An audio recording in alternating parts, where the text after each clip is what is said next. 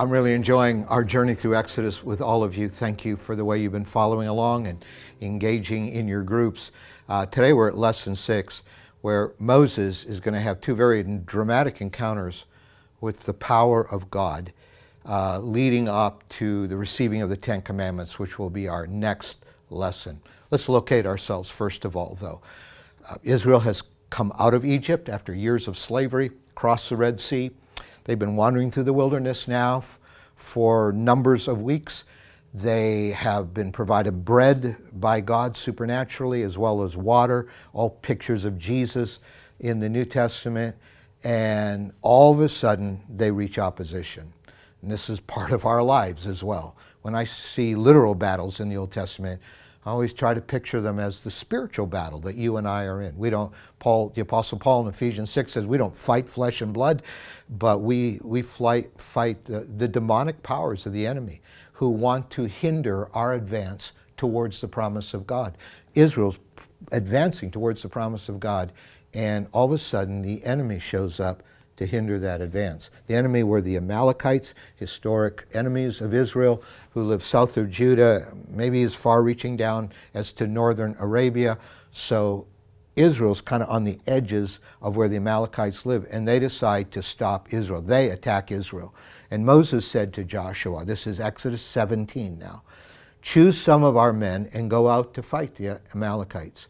Tomorrow I will stand on the top of the hill with the staff of God. This is really important, the staff of God. This was the staff that had come to represent, this is Moses' staff, that had been used supernaturally in the plagues of Egypt, and it came to represent God's authority and God's power. I'm going to take the staff in my hands. And so Joshua, that next day, he went out and fought the Amalekites as Moses had ordered, and 3 people go up to the top of the hill, Moses, Aaron, and Hur. They went up to the top of the hill. Aaron, of course, was Moses' brother, and Hur, we meet him for the first time here. They went to the top of the hill. And as long as, this is the key to it, as long as Moses held up his hands, there was a direct correlation to Israel winning. But whenever he lowered his hands, the Amalekites were winning. So this is not a hard text to understand. And we see the symbol. In fact, it's a powerful picture of our need to trust in the Lord for power that he can bring into situations in our lives that we don't have ourselves. And what a powerful picture of prayer. And when he's holding up his hands, he would have, not like maybe we go to a worship service and lift our hands in praise. This would have been him holding the rod of God, representing all God's authority, just like this. And when he held it up above his heads, just that big rod in his hands, he held it up towards heaven, then Israel would start prevailing. And when Moses, of course, you can only do that for so long, especially if you lifted him way up above your head.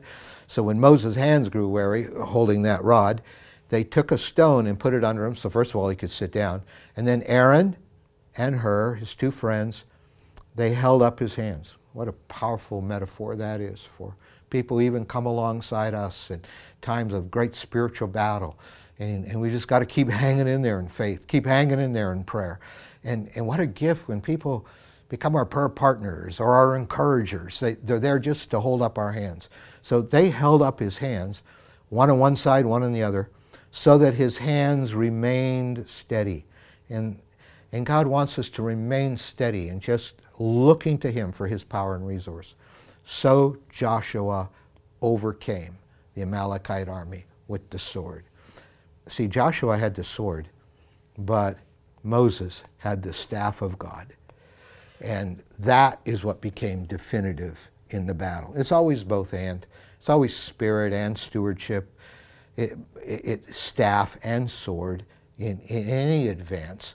But the thing that was definitive was the staff of God. So Moses built an altar here, and he called it, "The Lord is my banner." Or you could translate that Jehovah Nissi, or Yahweh Nissi. The Lord is my banner. And this word Nissi, or banner, literally means a signal pole, a signal pole. And this was a pole that would be erected around which armies could rally. which would sometimes bear the insignia of the king. There's no indication there's necessarily an insignia here yet. This is the first time they ever fought a battle, and they had no king. But this pole, this signal pole, becomes he said, this is going to be, the Lord is my signal pole. And it's a direct correlation to the rod of God, the staff of God, that Moses held up in the air all day. And he was saying, God is the one who brought us victory. You know, whenever I read this, I think of an Old Testament king, King Hezekiah. He's under attack as well. But he said to the people of Israel, be strong and courageous.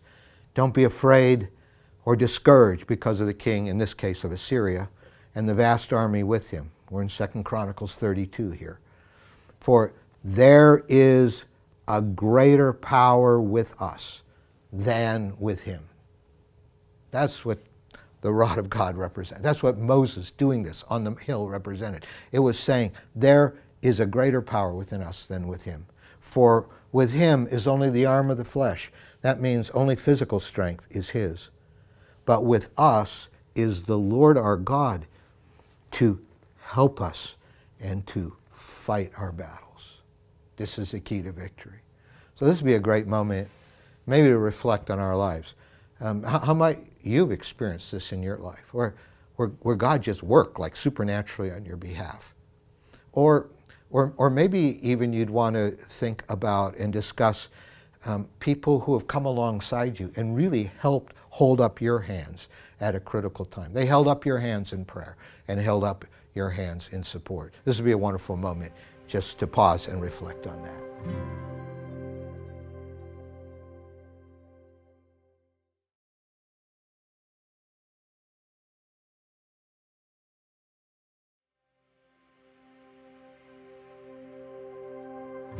As we get to the second very supernatural story in Moses' life, which will be in chapter 19, this battle with the Amalekites was in chapter 17.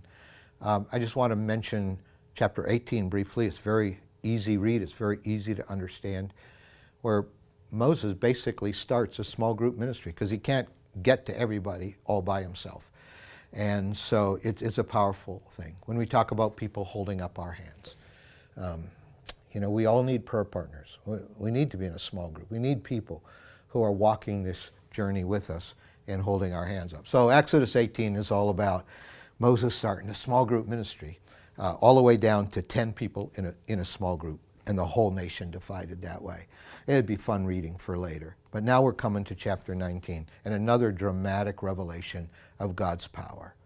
It says, on the first day of the third month after the Israelites left Egypt. So we're just weeks yet after their deliverance. They're crossing the Red Sea. On the first day of that third month, on that very day, they came to the desert of Sinai. And of course, here's where we're going to encounter the famous Mount Sinai, where the 10 Commandments will be given in the next chapter. After they set out from Rephidim, where they fought against the Amalekites, they entered the desert of Sinai, and Israel camped there in the desert in front of the mountain. The mountain, of course, is Mount Sinai. Very famous mountain that we'll come back to in the New Testament before we're done today, because this really is Exodus, the Jesus book of the Old Testament. Mount Sinai, incredibly important. And the Lord said to Moses in verse 10 of Exodus 19, go to the people and consecrate them today and tomorrow. Have them wash their clothes and be ready by the third day, because on that day the Lord will come down from Mount Sinai in the sight of all the people. So the operational verb is the word consecrate. Consecrate yourself. What it means to be set apart. It has the idea of being made holy, being set apart, or being dedicated to the Lord, or taking your whole life and consecrating or giving it to the Lord, dedicating it to the Lord, and taking the things in your life, and although they're used for what you might call secular purposes, now they're being devoted to the Lord. Everything is being consecrated. The symbolic picture of that would be washing yourself clean. In essence, consecration is preparing yourself to be around God's holiness. preparing yourself to be filled with God's holiness. Well, they're going to be around God's holiness. They're going to see God himself because they need to consecrate. They need to prepare themselves because on the third day, the Lord will come down on Mount Sinai in the sight of all the people. So consecrate yourself. Get ready. We always consecrate ourselves before new initiatives of God in our lives. And on the morning of that third day, there was, now listen to notice the special effects. There was thunder, and there was lightning. There was a thick, obscuring cloud over the mountains. Sometimes clouds in the Old Testament represent the presence of God, the cloud of his glory, of his presence. And it came over the mountain. And there was a very loud trumpet blast. And as a result, everybody in the camp trembled. Now you may think, I thought God was love. Why does he make people tremble? Well, the fact is, God is holy. And it's out of his holiness that comes his love. Because he is holy, separate from evil, his love is totally untainted, and it's relentless for us. But also, out of his love comes his justice. He's going to advocate for the victim. He's going to deal with evil someday. But the source, it's not like God is love and nothing else. It's not God's just and nothing else. He is holy. He's set apart from evil. And out of his holiness flow his love and his justice to our lives. And it's the cross of Jesus that will bring his justice and his love together. But they trembled because this is what we would call the fear of God. The fear of God. And you're going to find this in the New Testament as well. We've kind of lost this in possibly the 21st century Western church. But the fear of God, this idea that I'm going to tremble at ever being outside his will. I'm going to tremble at ever being outside of alignment with my Creator who loves me relentlessly. It's the fear of God. It's being reverent. It's being in awe of him rather than just taking him for granted. So that they trembled. And the Lord descended, verse 20, on the top of Mount Sinai and called Moses to the top of the mountain. So Moses went up, and the Lord said to him, go down and warn the people so that they do not force their way to see the Lord, and many of them perish. So in their condition, in their very sinful condition, to be this close to God's presence and his holiness would mean they would not survive in this condition. And so they trembled. And we see this picture of the awesomeness and holiness of God compared to our unworthiness and our sinfulness. Now, what does this have to do with the New Testament? Well, the New Testament is going to pick up on this event in Exodus 19, and he's going to talk about, in Hebrews chapter 12, he's going to talk about the old covenant, which was then, and the new covenant, which is now in Jesus. We're in a new situation in Jesus. Doesn't mean we lose the awe and reverence and fear of God, but it's a new situation where God's holiness can literally fill us. We're not going to die, but Jesus died for us, and he's going to make a way for this. So here's how Hebrews does it. He picks up the events of Exodus 19. This is now the New Testament. This is written to believers in Jesus. You have not come to a mountain that can be touched, that is burning with fire. What was that mountain? That was Sinai. And Sinai, can't spell, Sinai was that mountain that was touched, remember, with burning fire, thunder, lightning, gloom, storm, to a trumpet blast. Remember that trumpet blast in chapter 19 of Exodus? Or to such a voice speaking words that those who heard it begged that no further words be spoken to them. They were just overwhelmed with the awesomeness of God. This sight was so terrifying that Moses said, I am trembling with fear. That was the old covenant. That was the old picture. Our unworthiness and God's holiness. But here's the new picture of the new covenant. He goes right on, Hebrews says, but you have come to Mount Zion, not Mount Sinai, but to Mount Zion, to the city of the living God. You come not to a city of the God who lives. He's living.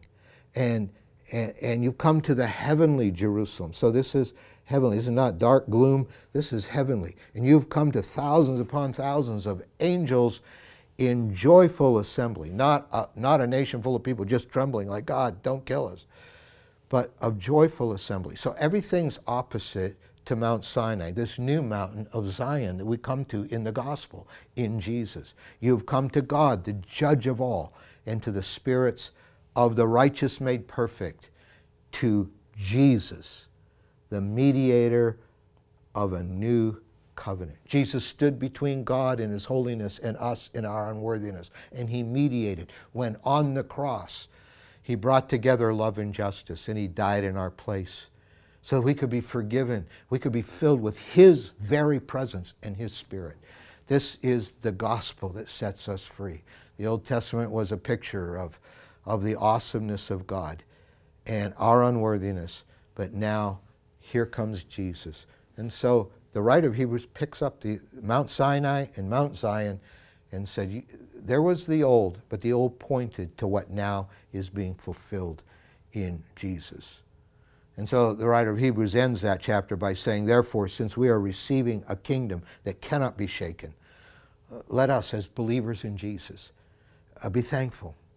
Let's be thankful. Let's worship. Let our lives be filled with worship. In reverence and awe. That's the fear of God, this reverence and awe for our God is, he's still a consuming fire. He's still the awesome, incredible God. But Jesus has made a way for us to know him. So as we conclude, here's, I think, what we need to reflect on. First of all, if we lost the fear of God in our lives, how should the fear of God play a bigger role in our lives right now? And how could our personal worship lives grow? May the Lord bless you as you consider these things.